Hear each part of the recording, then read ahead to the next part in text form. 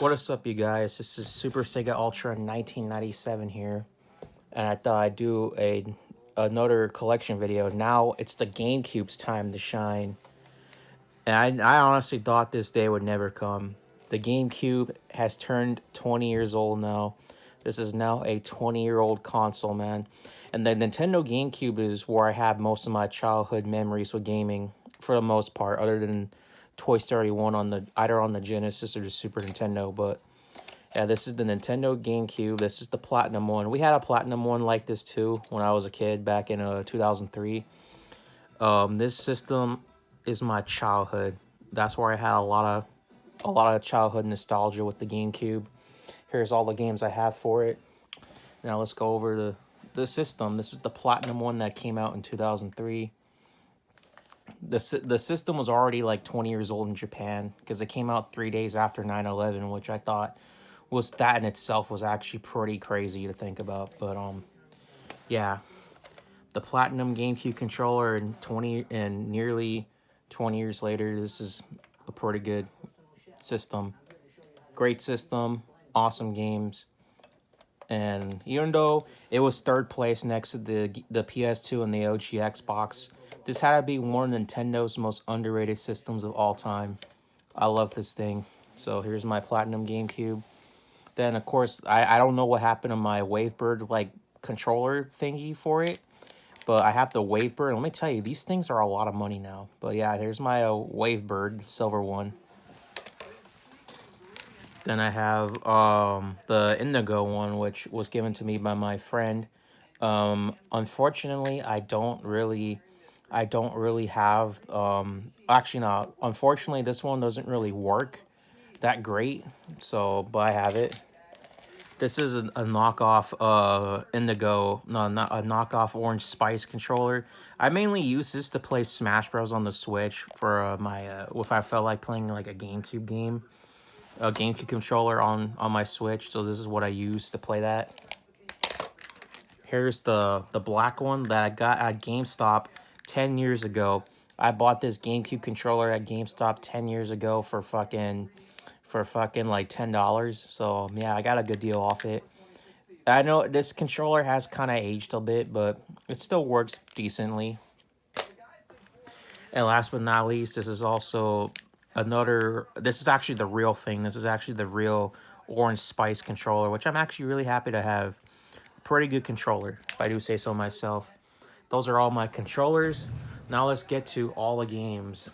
And I'm going to go over some of my favorites, some that I remember as a kid, and some that I actually started playing a couple years back in 2017, 2018. All right, first thing we got to show off, not really a game. This is actually a freeloader disc. I need to get a Japanese import GameCube game, but you can use this to bypass region lockout for your GameCube games. I'm gonna have to look into that, how that actually works. Kind of think of it like the cheats and codes disc for the Dreamcast, but for the GameCube, I guess. But yeah, the freeloader disc. Now let's get started with the actual games. First game we got is SSX on Tour, and actually this is actually one of the latest games I got. I got this back in August. And no, I did not pay $20 for it. I actually paid $15 for it, so I got it for a $5 off. Which only picked this version up just for Mario, Luigi, and Peach. But yeah, that's that. Godzilla Destroy Monsters Melee. It's actually a pretty fun game from what I remember playing. Great game. Mario Golf Toadstool Tour, which I got for $10. That's good. Metroid Prime 2, which here's a hot take. I think Metroid Prime 2 is better than the first game. Changed my mind. All right, then we got Metroid Prime, the first one. Sonic Gems Collection. Back in the day before it got re-released on Xbox Live and PSN in 2011, one of the few ways that you can actually play it other than PC and Sega CD, of course, is on here. I only keep it just for Sonic the Fighters. That's really it. And maybe some of the Game Gear titles, but I'm not gonna lie, I'm only keeping this collection because it's kind of uncommon, I guess. Sonic Adventure 2 Battle. That doesn't work, unfortunately. Sonic Heroes. If you're gonna play Sonic Heroes, get it on GameCube. But the OG Xbox version is actually the second best, while the PS2 version is by far the worst one of the three. So there's that. Resident Evil 4, all-time classic. I love this. Is actually my favorite Resident Evil of all time. I'd never beaten this game, but I did get far in it. Resident Evil 1 remake. It still looks pretty good on the GameCube. And Resident Evil 0, which I didn't really get into a whole lot, but I have that. I Ninja. I got stuck on this one part and I stopped playing it. This game is pretty good, but my god, is it hard. Fucking hard game. A little fun fact for y'all. I think I mentioned this in the past on my old channel too. But Billy West, who's the voice of Fry from Futurama and Stimpy from Ren and Stimpy, is actually the voice of the ninja in this game. Believe it or not. Yeah, that tells you something. Killer 7, I didn't quite get into it. Played a little bit of it, and I just thought it was kind of weird, so I stopped playing it. It just wasn't really for me. Paper Mario Thousand Year Door, pretty good. I want to try to get this done as fast as possible, you guys, so just bear with me on this. Animal Crossing, I don't have the memory card, but I do plan on looking. I do plan on finding it in the near future. So yeah. The Incredibles, loved the movie as a kid, but this game sucks. Honestly, fuck this game. Then we have Final Fantasy Crystal Chronicles, my only JRPG I own on there. I know Tales of Symphonia I hear is pretty good, but I do want to find that one day. I'm pretty sure you can find that one for a decent price. Madagascar, which I only got for like $5, I think. Only paid like $5 for it. And the disc, other than that, what appears to be either a glue sting or a cum shot, it plays pretty fine on the GameCube. It's actually one of the easier movie license games, because this movie was for kids back in the day. Of course, I saw the movie in theaters back then as well. Then we got Zelda Wind Waker, pretty good. Soul Calibur 2, actually. If you're going to play Soul Calibur 2, I recommend playing the GameCube one, because Link, in my opinion, is the best console-exclusive character in the game, honestly. And, of course, the PS2 had Hachi, and the original Xbox got Spawn, so that's pretty fucking awesome. Namco 50th Anniversary Collection. That's nice. Custom Robo, I got stuck on this one part where it's like a DMV-like test in that game. There was this one section in the game that felt just like it, so I kind of got lost and I stopped playing it. But I have it. Pikmin 1, I don't have part 2, but I want to get it. But Pikmin 1, I did not pay $17.99 for it. I paid like $20 for it. But I gotta play it again. Ultimate Muscle. Now, this one is actually getting more uncommon. And I'm glad I grew up with this game as a kid, because this game is getting up there in value, guys. So if you see this game out in the wild, pick it up, because this game is really fun. This is actually one of my favorite games from childhood, actually. One of my favorite childhood games of all time, in my personal opinion. I love this game. I love Ultimate Muscle. Awesome game. Then we got Ultimate Spider-Man. Ultimate Spider-Man, it's okay. I think Spider-Man 2 was better, but I still like that one. Anyway, speaking of which, Spider-Man 2, the one based on the first Sam Raimi movie game. Yeah, man, it was disappointing that we didn't get this. It was disappointing that if it is true that if they are in the movie somewhat of No Way Home, it is disappointing that Sony and Marvel edited them out of the trailer at the last minute. I don't know why they did that, but I might have to do a separate video on that one of these days. But or actually before the movie comes out. But yeah, Spider-Man 2, awesome game. Alfred Molina, pretty good villain, and this game is pretty badass. Definitely recommend playing it. Super Mario Sunshine, I got it for $45, and really fun game. This is another game from childhood I remember playing, along with Spider-Man 2 and Ultimate Muscle. Billy Hatcher and a Giant Egg, didn't grow up with this one, but I got this one at a swap meet for $10 in 2014 or 2013, one of the two. But and to this day, unfortunately, That cover is fucking water damage. I don't know why it was like that, but that sucks. But anyway, it's a good game. It's another Yuji Naka game, you know, the creator of Sonic the Hedgehog, as it says on the cover art right there. But probably a way better game than fucking the Blonde World or whatever the fuck it's called. That one got like terrible reviews or whatever. Then we got Call of Duty Finest Hour, Geist. Geist, it was okay, I guess. Piano 3, one of the few Capcom 5 games other than Resident Evil and Killer 7. This game is not that great. I don't know. Out of the Capcom 5 games, this one and Killer 7 were not my favorites. Metal Gear Solid Twin Snakes is pretty good. That one's getting up there in value, too.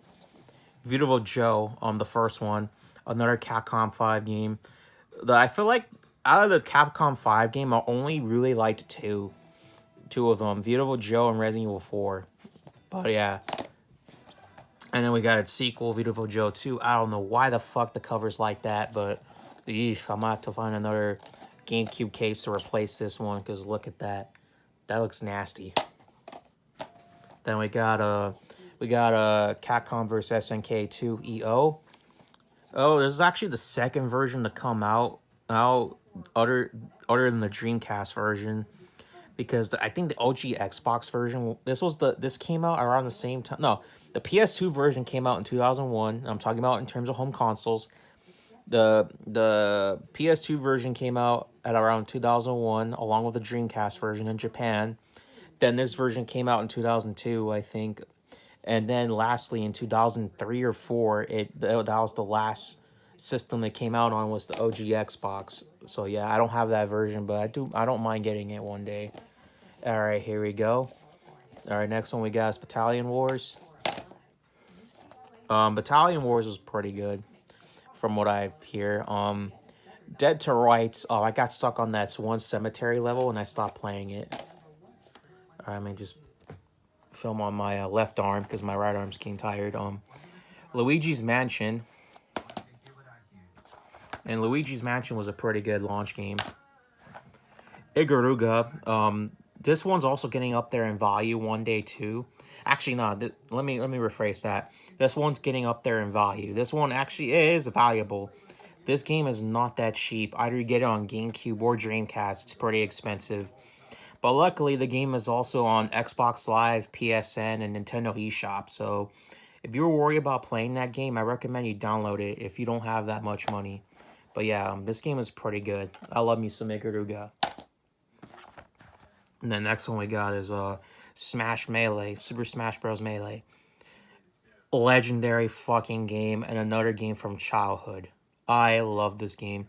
Hell, when I was a kid, that's all I'd ever do all day as a kid. When I'd come home from school, I would just do nothing but play Smash Melee religiously back in the day to unlock all the characters and stuff like that. I was a gamer. When it came to this game back then. But yeah, Smash Melee, my favorite game from childhood. It'll always remain as one of my favorite games of all time on the GameCube. Then the next one we got is Disney's Magical Mirror starring Mickey Mouse. I was really disappointed with this game because I thought it was going to be a platformer, like, you know, how the Disney Mickey Mouse games were during the 16-bit era, like the Genesis and the Super Nintendo. But this one's a point-and-click adventure game, and I didn't really care for it, but I have it. It's from Capcom too, so yeah. And then we got Def Jam Vendetta. This was an awesome wrestling game. It had the exact same engine as Ultimate Muscle Legends vs. New Generations. I mean, hell, it even has the Aki logo on there. Whatever happened to these fucking guys? These guys were known. If you wanted a really good wrestling game, fucking Aki were the masters of wrestling games. I'm actually pretty sad that they're no longer around, man. But yeah, this game fucking kicked ass. If you like wrestling and rap music, you're gonna love this game. Fucking awesome game. Speaking of wrestling games, we got two other awesome wrestling games from THQ. Day of Reckonings 1 and 2. You remember, guys, when wrestling games used to be good? Now wrestling games are fucking ass. They're fucking garbage. But yeah, Day of Reckonings 1 and 2. Out of the two, the first one, what am I saying? Out of the two, Part 2 is my favorite. I think Part 2 is the all-time best, but yeah, if you're a WWE fan, you have to play these games. These games are awesome. All right, we're down. We only got like a few more games to go, 2 more stacks. Then we got WrestleMania 19, which I got for 12. It was okay. And of course, WrestleMania 18, which I got for $10. This was a black labeled copy. And the funny thing is, though, is that the Player's Choice cover of WrestleMania 18 had The Rock, while the non-Player's Choice had Stone Cold Steve Austin, which I actually find that hilarious. But yeah, WrestleMania 18 was also another childhood game of mine as well. Great game. I liked it. Even though the graphics might have aged kind of iffy now, it's still an alright game to play every once in a while. Shrek 2. This is actually surprising. This is another game from childhood, actually. Shrek 2 was actually, like, my favorite. I used to play this one with my cousins all the fucking time back in the day. Like, during 2004, 2005, I would say. Me, my brother, my cousins would come over. We would all come over and we would all play. We would actually all play this game together and we would actually beat it together, man. Boy, those were some childhood memories, am I right? But Shrek 2, actually one of the few movie licensed games that does not suck. So I actually recommend you get this game a shot. You might not be disappointed. This game is really fucking fun. Especially with friends and family over playing it with you. This game is legendary. Love Shrek 2. Then we got, next one we got is Mega Man X Collection. The Mega Man X Collection, this used to be kind of expensive, but now it's not really that expensive anymore. Because you can actually get the X Legacy Collection on Switch, PS4, and Xbox One. I think because of that they lowered the price to this game. And now this game is not as expensive as it used to be. You could probably find a copy complete in box for like $25-30, but it's not that bad, so I probably recommend it. Only thing though is that the X Collection for GameCube and PS2 had the Sega Saturn version of X3 or PS1 version of X3 on there, while the X Legacy Collection on, once again, PS4, Switch, and Xbox One had the Super Nintendo version of X3. So I thought I'd be on the lookout for that. And of course, we got the Mega Man Anniversary Collection. This version's kind of infamous for one thing. They changed the control scheme from the NES versions of the games. So the controls are ass backwards in this game. So if you were ever gonna get the Mega Man Anniversary Collection on GameCube, just be on the lookout for that. But other than that, it's a pretty good collection. Pretty good collection. Now we get to the SpongeBob games. Now we get to the SpongeBob games. These two were also a big part of my childhood as well, because I loved SpongeBob back when it was the first 3 seasons and the movie. Anyway, let's just start off with the fucking movie game first. The movie game was actually alright, but the movie game is hard. This game, and don't be fooled. This game is hard as tits. This game is so hard, it's just as hard as fucking rhinoceros titties, bro. Like, dude. Fucking A, man. Hard game, but it's pretty fucking awesome. Love me SpongeBob SquarePants, the movie game. Then next one we got is Battle for Bikini Bottom. Now this game, of course, I've beaten the rehydrated version on the Xbox One like a year ago. I almost beat it on the original on GameCube, but I do plan on beating it. This game is a lot of fun. If you were a fan of SpongeBob during the first 3 seasons, this game is the game to get. Honestly, this game was fucking awesome. Another game from childhood. Just love this game a lot. Then we got Pokemon XD Gale of Darkness. I'm not really big into Pokemon, but yeah, I have it. This is actually a hand-me-down by my friend. But yeah, pretty alright game. Mortal Kombat Deadly Alliance. I also got on my OG Xbox if you didn't see my Xbox Anniversary Collection video. But yeah, Mortal Kombat Deadly Alliance. It's a pretty decent game. I like Deception the best, but this too is also really good. I need to get Deception on GameCube. I have it on PS2, but I don't have it on GameCube. No, I'm sorry, guys. Don't be surprised if this stack falls, but I mean, you know what? I don't want to have. I want to prevent that, so let's just put it right there. Anyways, yeah. Now we get to our last stack of games right here, guys. So bear with us. 1080 Avalanche. Haven't played a whole lot of it, but I got it for like $5, like way back when. Now here's another game I got for $5, and let me explain the story on this game. Fucking Eternal fucking Darkness. So let's go back to the year 2015 when things were normal. I was at the swap meet once, and I saw this game right there on the corner. It was just sitting there, just like that, and I was like, "Oh shit, oh shit!" And then of course, at the time, the game was going for like $70 or $80, like around there at that time. It was just sitting there like that. I asked the guy how much it was. He said it was $5. $5 fucking. And my mind was blown. I was like, damn, bro. What the fuck? $5. And of course I wasn't gonna pass up that opportunity, so I ended up picking the game up. But yeah, for $5, you cannot go wrong with Eternal Darkness. This game is actually really good from what I know. Very good game, but the only thing is that this game has the tendency to fuck with you. This game can fuck with your mind. Like, it plays all kinds of tricks on you, man, but if you get past that, this game's actually not bad. I gotta play more of it. This game was actually really good. Yeah, that was actually the best pickup I ever got. Was for $5 for Eternal Darkness. That's really fucking good. Next one we got is, of course, Mario Kart Double Dash. This is another one from childhood. Of course, I love playing this one too. This one's actually really hard. It is a hard fucking game, but it's really good too. So I recommend it. Then we got Naruto Clash of Ninja 2. I used to have the first game not like a while ago, but I got rid of it at a yard sale. Well, and then I got part 2, and part 2 is the one to go for, really. If you're going to get any of the Clash of Ninja games for your GameCube, get the second one. The second one had more characters, more content than the first, so I recommend it. Unfortunately, though, in Japan, there was actually a third and a fourth game that never came out in the US. I think the reason for this was because if they were to come out, it probably would have. But if they were to come out in the U.S., the Wii would have already been out by like maybe a few years or so. So those two ended up staying in Japan. Clash of Ninjas 3 and 4. But yeah, I used to be a big Naruto fan when I was a kid.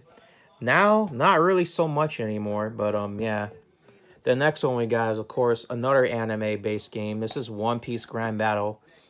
You guys are gonna fucking laugh at me for this, because I fucking know it. I used to be a big fan of the 4Kids version when I was a kid. Of course, I am never planning on watching that version of the show again. Even if I do, like, plan to watch it, it'll probably be the original. It'll probably be the original first few episodes, but I'm not gonna continue on because the anime has like about 1,000 episodes around there, and the fucking manga is almost around 100. So there's almost like around 100 volumes of One Piece. So that's pretty time consuming, if I do say so myself. But anyway, this game was not bad. I used to own it on PlayStation 2 many years back, or no, I didn't own it. I used to rent that version at Blockbuster, like many years back when I was like 10. But yeah, One Piece Grand Battle, not bad. Now we're almost done, guys. So bear with us. Mario Party 5.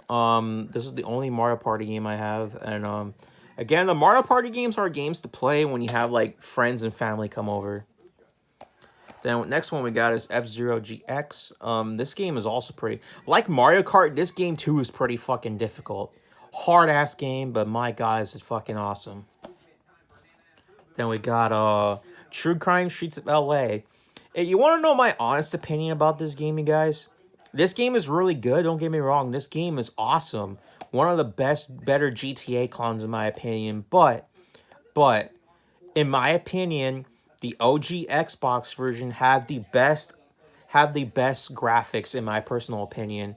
I felt like the graphics for the OG Xbox versions were better than both the PS2 and GameCube versions. Not to say that it's bad on those platforms too. No, it's still a good game regardless what you play it on. But if you were to, I recommend you get this game. This game is really good. And hopefully one day too, Microsoft can actually make this one backwards compat on Series X and Xbox One. I would love to see that, man, because this game does deserve to get backwards compat on Xbox for sure. All right, now we're down to a couple more. So we got Star Fox Adventures. I'm not gonna lie, you guys, I don't like this game. I don't really like that game a whole lot. Now here's my only player's choice game I got, and that is Kirby Air Ride. Kirby's Air Ride. I got it for $10 in 2015. No, not 2015. I want to say more 2014. I got this game for 20 bucks. No, not 20. $10 in 2014. And it's actually a pretty fun game. It's alright. It's an alright game. It's the only Kirby game that ever came out on the GameCube, I think. It's actually more like a racing game, I think. So, yeah. And by the way, like I said, this is the only player's choice game that I own on GameCube. I gotta look for a black label copy of it, because I don't know. I'm not gonna lie, that player's choice does look kind of ugly though, no offense. Then we got Fight Night Round 2.